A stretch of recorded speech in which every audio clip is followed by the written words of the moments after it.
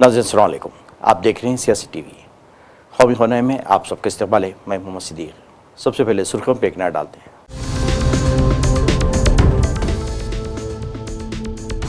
पहलगाम दहशतगर्दाना हमले की पहली बरसी। मोदी, अमित शाह और उमर अब्दुल्ला का जान गंवाने वाले लोगों को खराज अक़ीदत। कहा, दहशतगर्दी के आगे कभी नहीं झुकेगा हिंदुस्तान।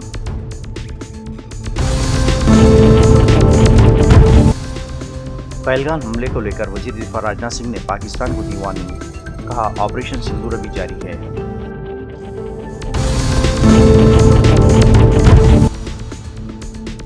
इलाहाबाद जंक्शन के पास संगमरमर मस्जिद को हटाने का नोटिस जारी। 27 अप्रैल तक मोहलत। मुसलमानों में तशवीश, हाईकोर्ट में दायर की अपील।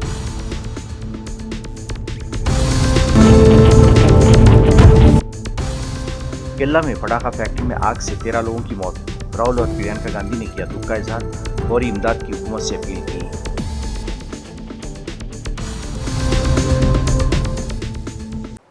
नई सुर्खियां, अब खबरों की तफसील पेश है। वज़ीर-ए-आज़म मोदी और वज़ीर दाखिला अमित शाह ने पहलगाम दहशतगर्दाना हमले की पहली बरसी पर इसमें जान गंवाने वाले लोगों को याद किया और दहशतगर्दी के खिलाफ हुकूमत के पुख्ता अज़्म का इयादा किया। मोदी ने अपने ताज़ियती पैगाम में मंगल को कहा, पिछले साल इसी दिन पहलगाम में हुए हौलनाक दहशतगर्दाना हमले में जान गंवाने वाले मासूम लोगों को कभी भुलाया नहीं जा सकेगा। इस दुख की घड़ी में मेरी हमदर्दियाँ मुतासिरा ख़ानदानों के साथ हैं। वज़ीर-ए-आज़म ने कहा कि एक कौम के तौर पर हम सोग की इस घड़ी में मुत्तहद और पूरा अज़्म हैं।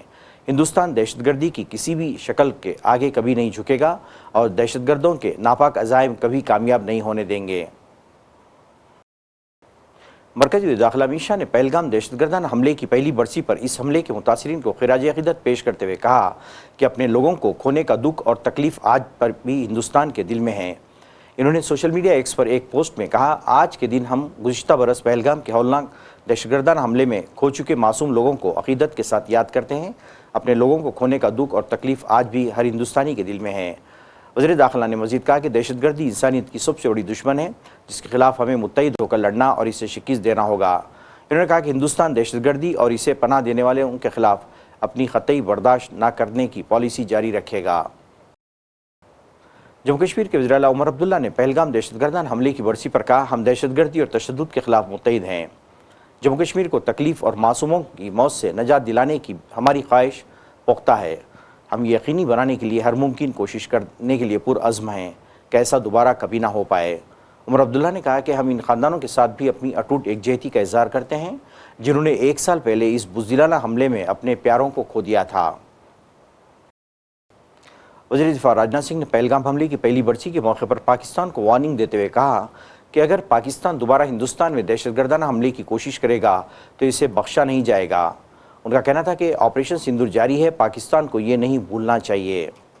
ऑपरेशन सिंदूर में हमारी सेना ने क्या कमाल किया है तो बतलाने की जरूरत है नहीं।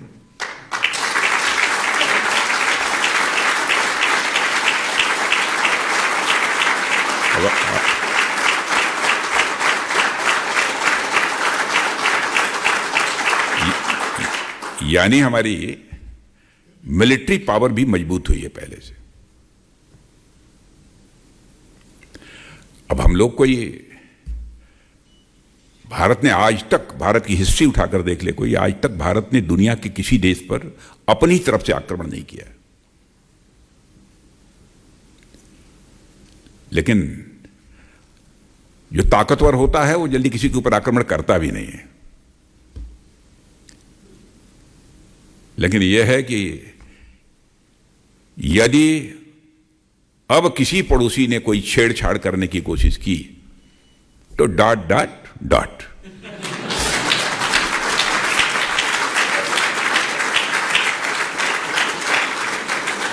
और पड़ोसी तो ठीक ठाक है, एक ही गड़बड़ है जिसको आप लोग जानते हैं। रेलवे ने उत्तर प्रदेश के इलाहाबाद जंक्शन के सिटी साइड में वाक़ संगमरमर मस्जिद को हटाने के लिए नोटिस जारी कर दिया है। रेलवे के मुताबिक ये मस्जिद रेलवे की ज़मीन पर तामीर गैर कानूनी कब्जे के ज़रिए तामीर की गई है। मस्जिद कमेटी के मुतवल्ली को नोटिस के ज़रिए मुतल्ला किया गया है कि 15 अप्रैल से तामीराती काम शुरू होना है। सिटी साइड के सर्कुलेटिंग एरिया में वाक़ ये मस्जिद रेलवे की ज़मीन पर मौजूद है। नोटिस में रेलवे की जानिब से मस्जिद को 27 अप्रैल तक खाली करने का हुक्म दिया गया है ताकि इंतज़ामिया के मनसूबे के मुताबिक इमारत को मुनज़्ज़म करके नई तामीरात की जा सके। काबिल जिक्र है कि मज़कूरा नोटिस रेलवे के सीनियर सेक्शन इंजीनियर की जानिब से 10 अप्रैल को जारी की गई है। नोटिस जारी होने के बाद मस्जिद कमेटी में अफरा तफरी मची हुई है। हालांकि मस्जिद कमेटी का कहना है कि मस्जिद सुन्नी सेंट्रल वक्फ बोर्ड में दर्ज है। मस्जिद कमेटी से मुंसलिक लोगों के नोटिस के खिलाफ इलाहाबाद हाईकोर्ट जाने की तैयारी कर रहे हैं। आजम खां की अहलिया और रुकन असम्बली तज़ीन फातिमा ने उनके शौहर और बेटे अब्दुल्ला को फौरी तौर पर रिहा करने का मुतालबा करते हुए कहा कि उन्हें एक साजिश के तहत फंसाया जा रहा है। 5 महीने के बाद जिस अपील को खारिज करने का फैसला सुनाया गया है, मैं इस संबंध में कुछ कहना चाहती हूँ, क्योंकि इसका संबंध स्वयं मुझसे, मेरे पति से और मेरे बेटे से है।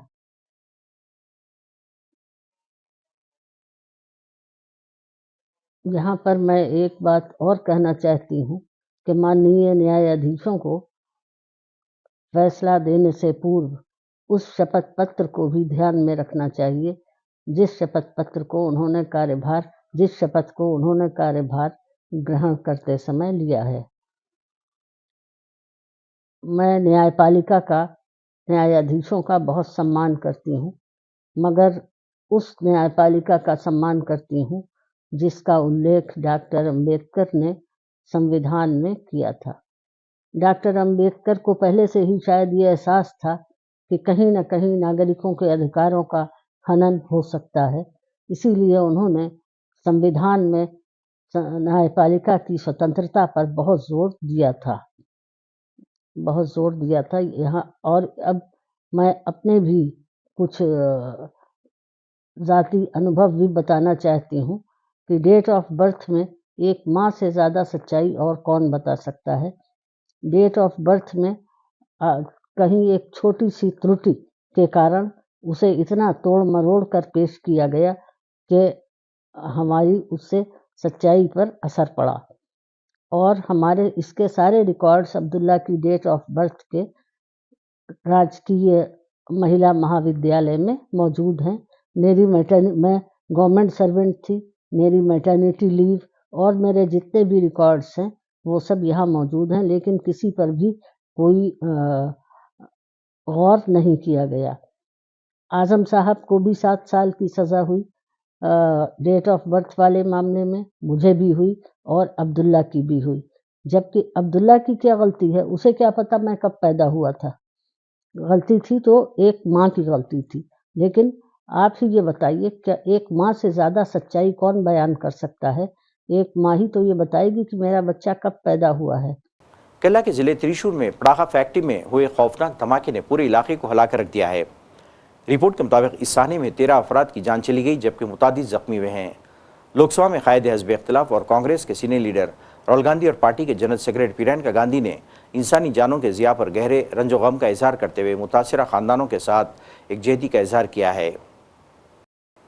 उधर मध्य प्रदेश के हजारगो वेस्ट प्लांट में जोरदार धमाकों के साथ एक बड़ी आग भड़क उठी, जो फैलकर करीब के 2 से 3 सनती मुकामात पर तक जा पहुंची और इलाके में खौफ हिरास फैल गया। आग पर काबू पाने के लिए इंदौर में म्यूनिसिपल कॉरपोरेशन के फायर ब्रिगेड गाड़ियां, बहरी ले जाने वाली डंपर्स और फोम टैंकर्स के साथ पुलिस एहलकार मौके पर तैनात किए गए हैं। जबकि हुक्काम ने तस्दीक की कि आग को मजीद फैलने से रोकने की कोशिश की जा रही है। जबकि एसपी धारमायानिक अवस्थी ने कहा कि अब तक किसी जानी नुकसान की इत्तला नहीं मिली है और एहतियाती तदबीर के तौर पर करीबी चावल इलाकों के रिहायशों को महफूज मकामात पर मुंतकिल कर दिया गया है।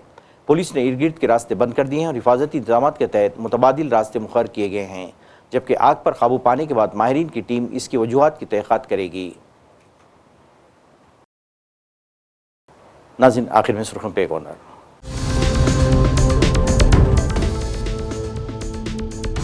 पहलगाम दहशतगर्दाना हमले की पहली बरसी, मोदी, अमित शाह और उमर अब्दुल्ला का जान गंवाने वाले लोगों को खराज अक़ीदत। कहा, दहशतगर्दी के आगे कभी नहीं झुकेगा हिंदुस्तान।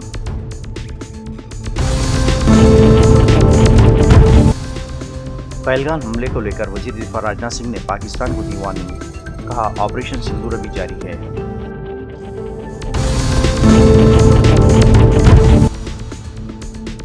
इलाहाबाद जंक्शन के पास संगमरमर मस्जिद को हटाने का नोटिस जारी, 27 अप्रैल तक मोहलत। मुसलमानों में तशवीश, हाईकोर्ट में दायर की अपील।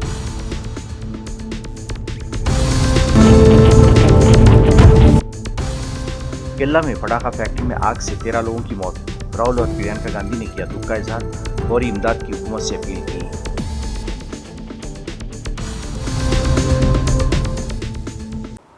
नाज़रीन, इसी के साथ ही कौमी खबरनामा खत्म होता है। मुझे और सारी सियासत की टीम को इजाज़त दें। अल्लाह हाफ़िज़।